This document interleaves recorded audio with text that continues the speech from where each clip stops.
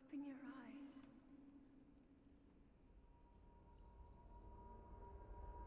Open your eyes.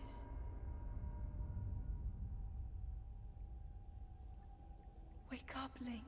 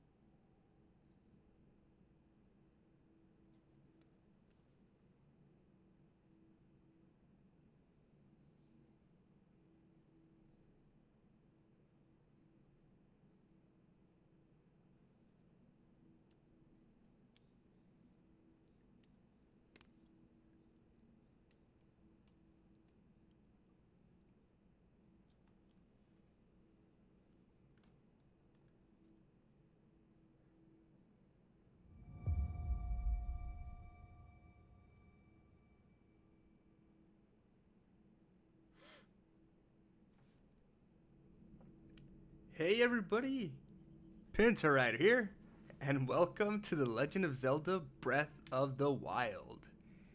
I know it's been a few months since I've recorded anything, since the mishap that happened with my Mario Party Let's Play, but I felt like I should return with this awesome game that's Breath of the Wild. I've been playing on another account, and this game I can say is one of the best Legend of Zelda games out there, next to Majora's Mask, which is my favorite Zelda game. So with that, I hope the return of my Let's Plays becomes consistent, and now that I have a little bit of time to actually play, you guys get to see a few more videos of mine. But nonetheless, let's get started. What do we have here?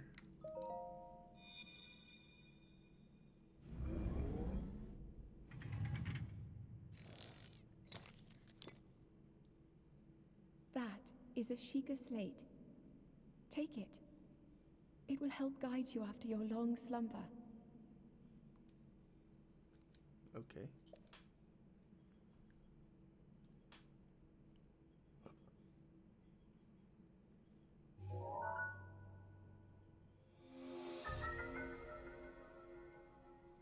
Shake a slate, a mysterious tablet with a glowing center. You've never seen this device before, and yet there's something familiar about it. So we have some kind of crazy technology going on here, but it seems so... everything is so, like, old school, yet so high-tech, it's weird. Let's see here. Let's open these chests. What do we have? Well-worn trousers. Alright. So... you can open up the inventory.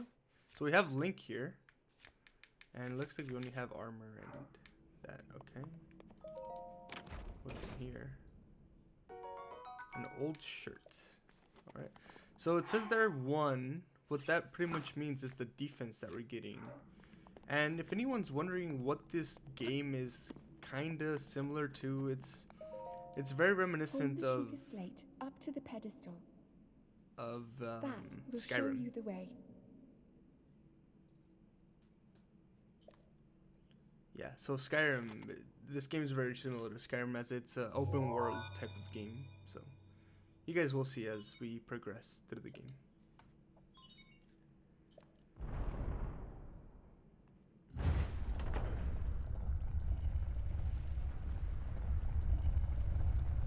So it looks like Link has been sleeping for quite a while now. We'll see what's going on there. Link, you are the light. Our light. That must shine upon Hyrule once again. Now go.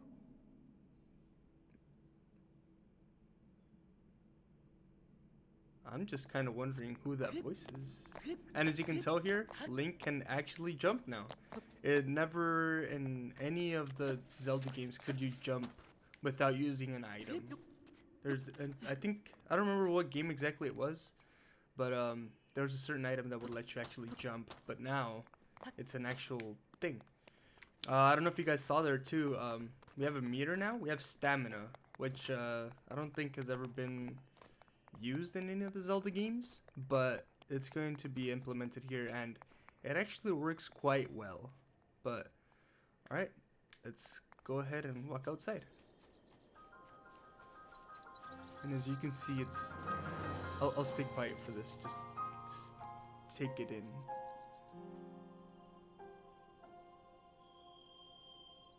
Man.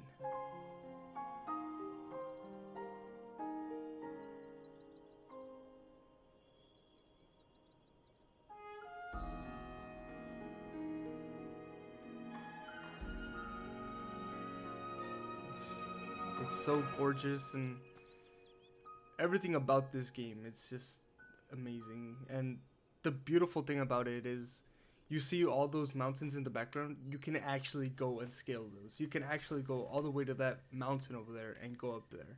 Of course, there will be some you know, troubles on the way.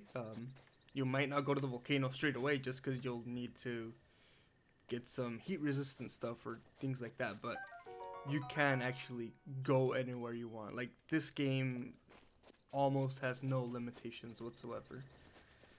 But okay, let's go grab these starting items we find as soon as we get out. So Hylian shrooms. So I don't know if you guys have seen anything about this game, but you can cook, which I'll show later on. But yeah, I don't want to spend too much time in the beginning. We're gonna come back here later anyways, but alright, let's go down here. And we saw an old man down here, and there's a lot of speculations as to this man being the first man from Zelda 1, the Zelda from the NES. If you guys remember, if you guys ever played it, in Zelda 1, there's a old man that when you go into the cave, he gives you your first sword, and this is kind of reminiscing that. He's kind of like in a little mini cave, and it's an old man next to a fire, so let's go talk to him. Oh, we got a baked apple. Alright. I beg your pardon. I do believe that is my baked apple. You can't just go about taking whatever you want, you please. Haha, forgive me. I could not resist pulling your leg. Please help yourself. An apple and an open flame make for a succulent treat. It is a bit strange to see another soul in these pots. Who are you? Me? I'll spare you my life story. I'm just an old fool who has lived here alone for quite some time now. What brings a bright-eyed young man like you to a place like this? Where are we? Answering a question with a question. That is fair enough. As I cannot imagine our meeting to be a simple coincidence, I shall tell you. This is the Great Plateau. According to the legend, this is the birthplace of the entire kingdom of Hyrule.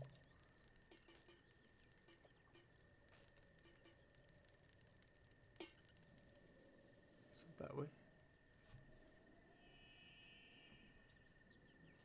Oh, that temple there.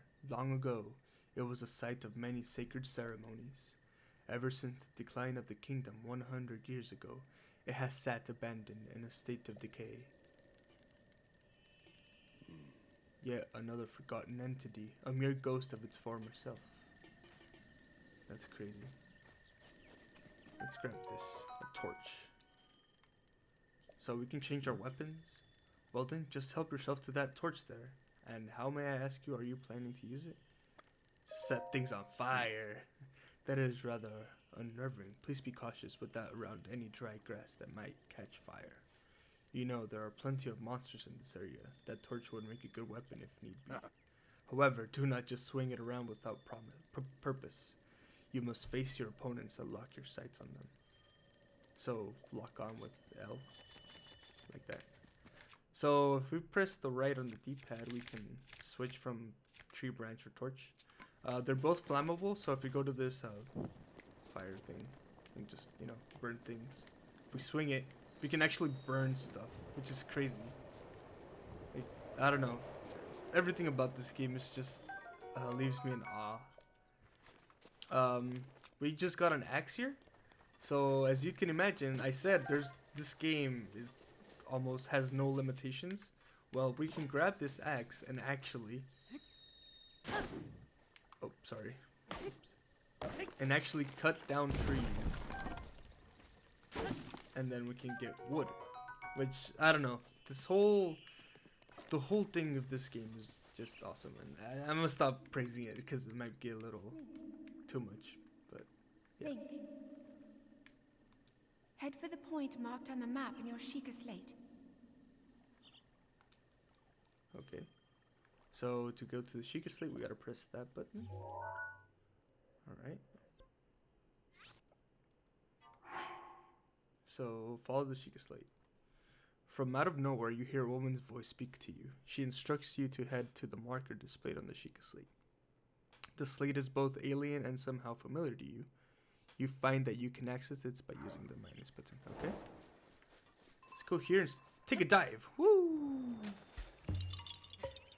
And if you guys ever played Wind Waker, these guys actually come out there. I don't know, it's something a little familiar. I'll talk more about these guys whenever we find more. So, yeah, you found me, huh? You're not Hestu, but you can see me. I didn't know you could see the children of the forest. Well, if you run into Hestu, please return this to him. So he gave us a Korok seed. Well, I wonder what that's all about. If we go out here.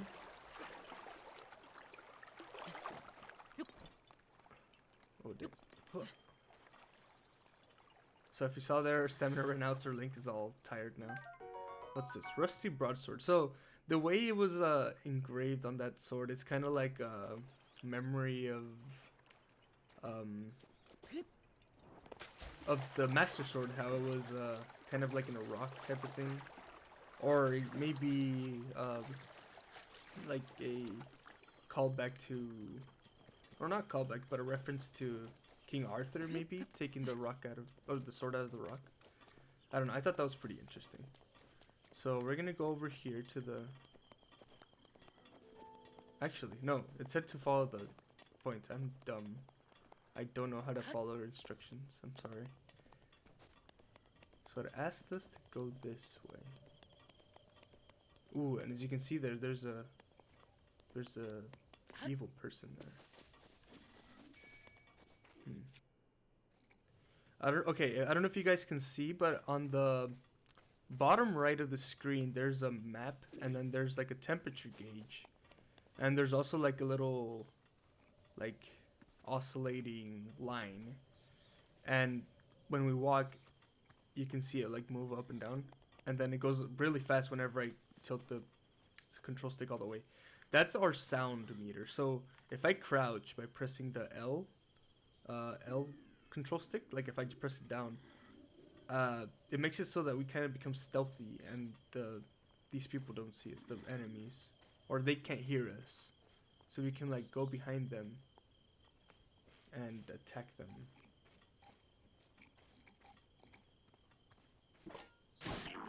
There we go. So he snuck up and we killed him. Alright, throw a weapon. What did we get? Bokoblin horn. The severed horn of Bokoblin, a creature often encountered on the plains of Hyrule. It isn't edible, but it can be tossed into a stew with some critters to make an elixir. And a Bokoblin fang. A tooth obtained from a Bokoblin. It's worn down and not very sharp, but it's still pretty hard. Cook it alongside a critter to make an elixir. So as I already told you guys, we can cook in this game, which I'll show later on. But yeah, it's interesting. It's a really different way to play this game, and I love it. I love every aspect of it. And at first when I heard about it, I was like, I don't know. I had my doubts on it, but so far I have not been disappointed. But let's see here. We have these guys down here, but we have a rock, which kind of lets us know that we can push this. And they're dead. Easy as that. I don't know. I thought that was pretty cool. And we have this steak here. What do we have? Seared steak. Okay, raw meat cooked over an open flame. Cooking it has increased its flavor and the number of hearts it provides. So it's not like before in other Zelda games where you would just, you know, cut grass and hope to find hearts on the ground or rupees. everything is completely different. If you try to play that way, you will go nowhere. So, I don't know. It's very interesting. So those guys saw us. Let's see if we can fight them. Ugh. So the way you know that these guys are dead is they make that screeching noise, which is interesting. And we got our first bow now. Awesome. Too bad we don't have any arrows, I don't think. Yeah, we don't have any arrows. Oh well. Let's see. It told us to go this way. Let's kill this guy before going. And then remember I showed you guys I could jump? So we can jump and actually do different attacks like that. And my... Okay. There's so much to explain in this few things, but... As you saw there, I don't know if you guys noticed or not, but I actually broke my sword. So that's one thing about this game, that all the items here, well, with the exception of like one or two things, everything can break. So you don't want to just go to the hardest places and then grab the OP weapons and then try to like ease your way through the game. That's not how it works. Everything breaks. So even the strongest weapon. Sure, you'll probably kill everything with one hit, but eventually it'll break and you'll be left with nothing that's OP. So yeah, it's something you might want to consider. And at first you might think, well, that kind of sucks. That's not how this game, or you know, the Zelda games have ever been. You get a sword and you keep it forever. You just kind of swing at everything and hope for the best. But they changed the game and it's for the better, trust me. It makes things way better.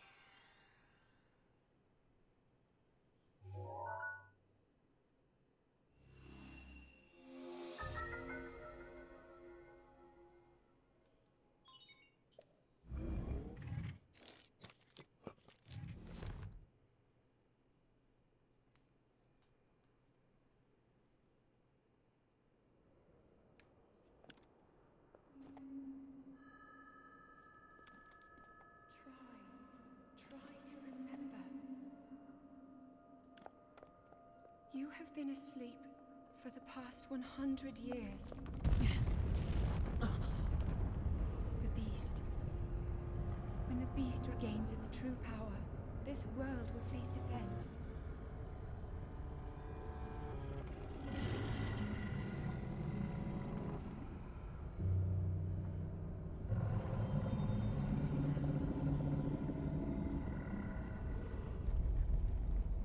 Now then, you must hurry, Link. Before it's too late.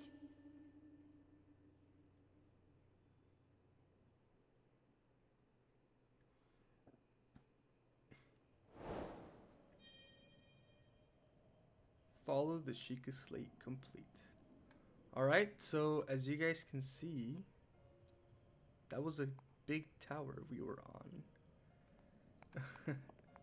And we got the map. We got a map of the Great Plateau, which is where we started off on. So with that, guys, I'm gonna end the episode here. There's quite a lot of information to talk about, and I can't just cover it on one video. But I will cover as much as I encounter throughout the videos. So with that, I'm gonna have to say goodbye, guys, and I'll see you guys in the next episode. Have a good day. Bye.